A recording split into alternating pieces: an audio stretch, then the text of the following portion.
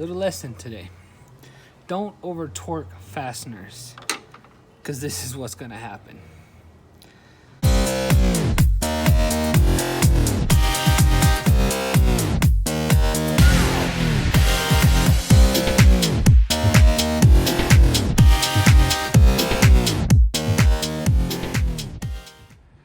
Welcome back, guys, to Steven's DIY Auto Repair. Today we have a 2017 Chevy Colorado Z71, and the customer complaint is the coolant temperature gauge stays super low and his cooling fans constantly stay on. So we went ahead and plugged up our scan tool. I don't know if you guys can see that, and we're getting a P0128 code. Engine coolant temperature below thermostat regulating temperature. So it's saying that the temperature won't even rise in the engine, and it's throwing this code. So we're gonna go ahead and diagnose this today and find out what's happening. All right, guys, so we see that we still have coolant. So that's telling me that there's no leak. Customer has not complained about having to constantly refill the reservoir. So we're gonna go ahead and our handy dandy pump here. We're gonna go ahead and check to make sure that the cap can hold pressure, and then we're gonna check the system to make sure it can hold pressure. And the cap is rated at 20 PSI.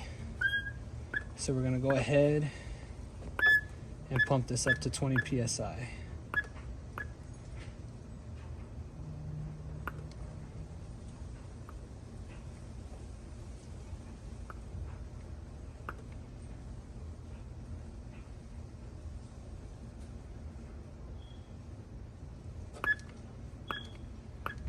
Okay, guys, so we're holding pressure, so that's good. Release the air, and now we're gonna go check the system.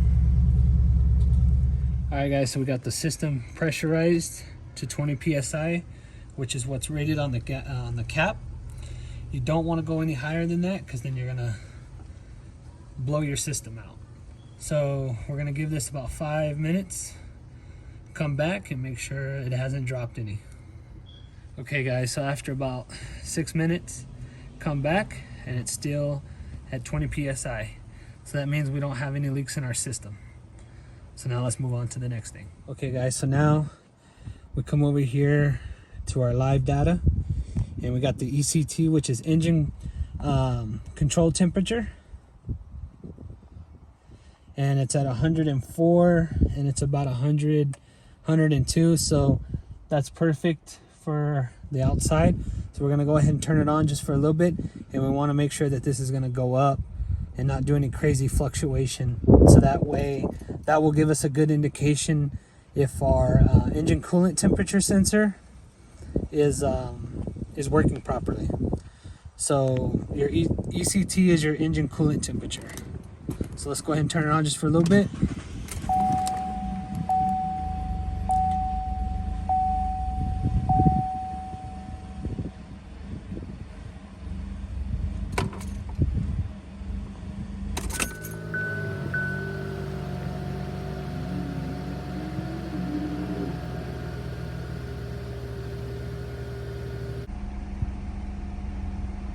So as you can see, our temperature is going up. It's going to take a little bit because the fans are on. We're going to go ahead and graph it.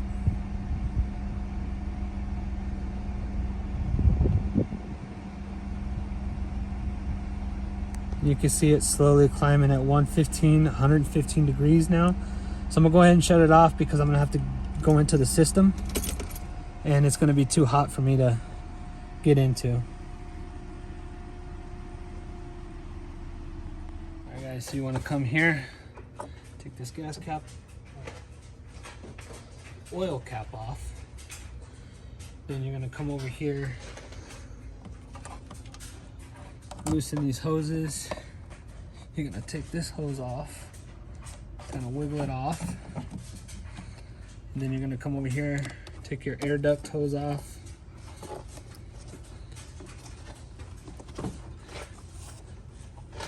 And then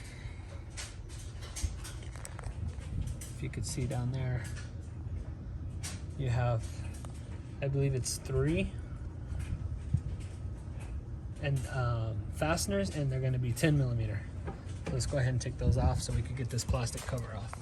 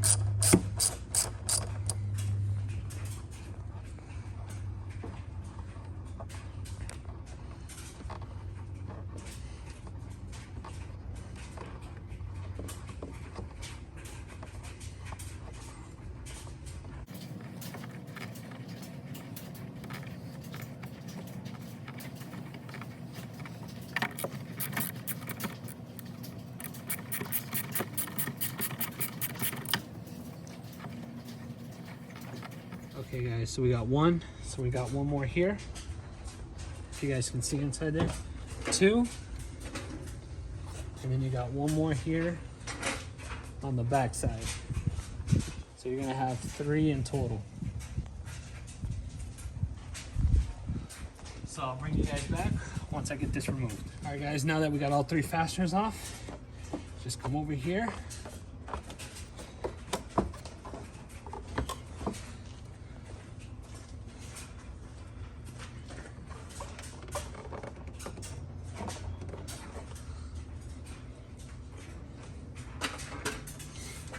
I forgot to mention, we got one more hose here.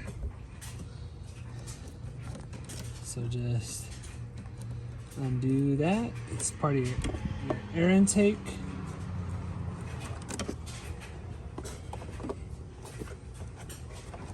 Now, now we can take this off.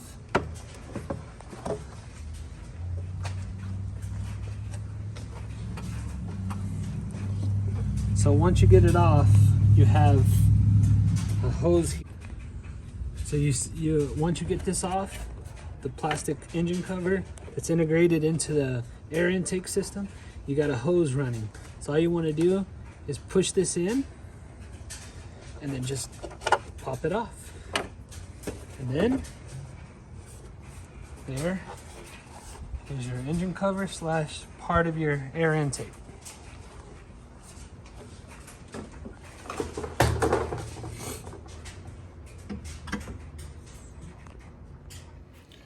Okay guys, so you're gonna have to, your thermostat housing lives down here, straight down here. So you're gonna have to take this bracket out of the way that helps hold on your engine cover slash air intake.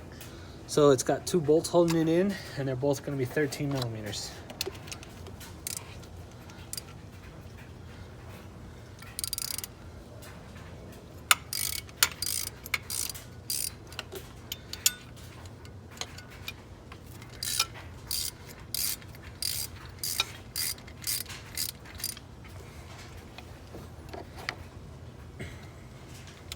So I forgot to mention, guys, why we're coming down here to the thermostat housing. So we don't have any leaks. There's no coolant missing. We pressurized the cap and the system, and it's holding pressure, which is good. We see that our scan tool is monitoring the engine coolant temperature, and the temperature is rising as it should, and it's fairly accurate for the temperature out here today. So that lets us know that our coolant temperature sensor appears to be working properly. So what I believe to be at fault is a stuck open thermostat.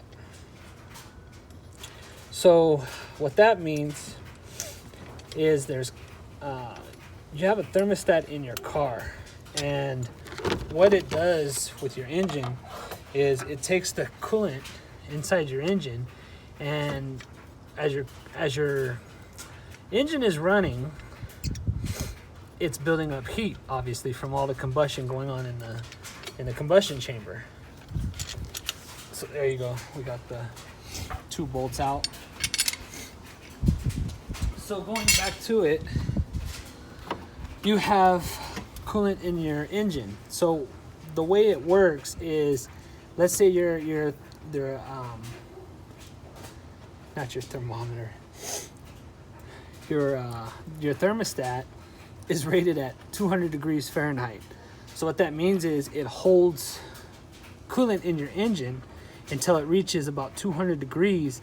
Then your thermostat opens and releases that hot coolant from your engine, circulates to your radiator fan where your cooling fans are at the front of your vehicle, and it cools that hot coolant down, and the coolant that's already been cooled from the radiator goes into your engine. And the same thing, it heats up that coolant, and then it's just a cycle.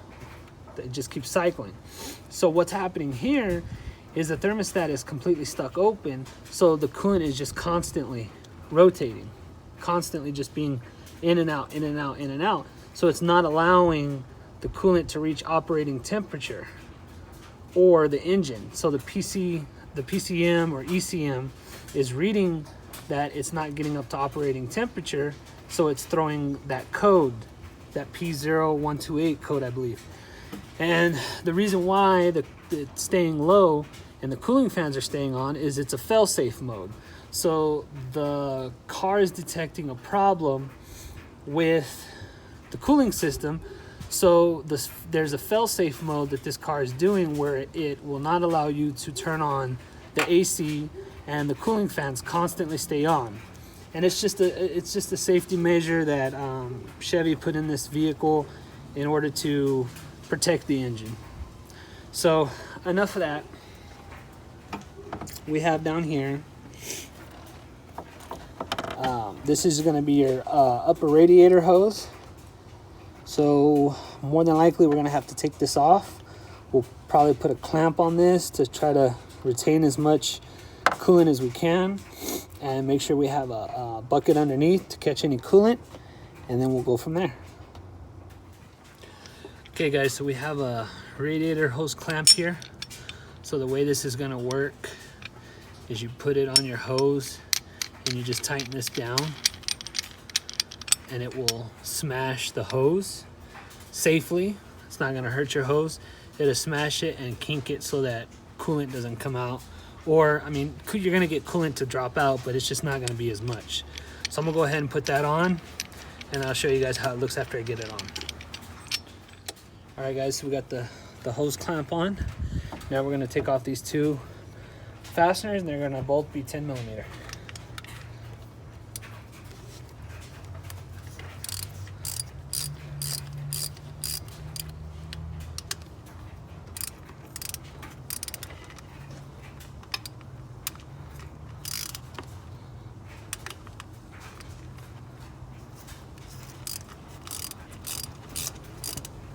We already got coolant out.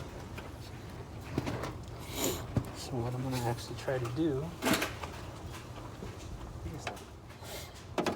Alright guys, so I just put some towels down here to try to soak up as much of that as possible. But it's going to happen. And depending on your system, you might actually have to just drain your whole cooling system. Because sometimes their thermostat could be at the bottom of the radiator, and you're just gonna have to drain the whole system. I mean, you're already in here. I would recommend, might as well, if you're gonna change your thermostat, you just do a coolant flush.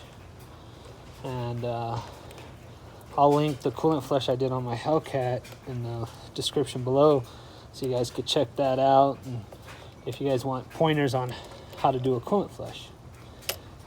Okay, so now we got the hose off.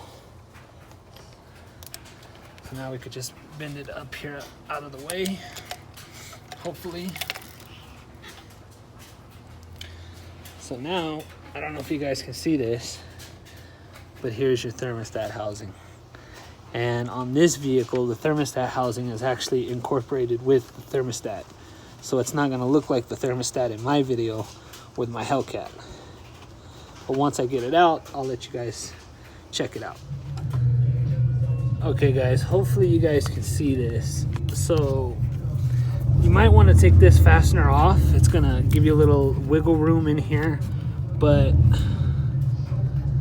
I don't know if you could see that. There's a fastener over there in the corner, and then there's another one right there, way down there. So you have two fasteners that are holding in your thermostat housing.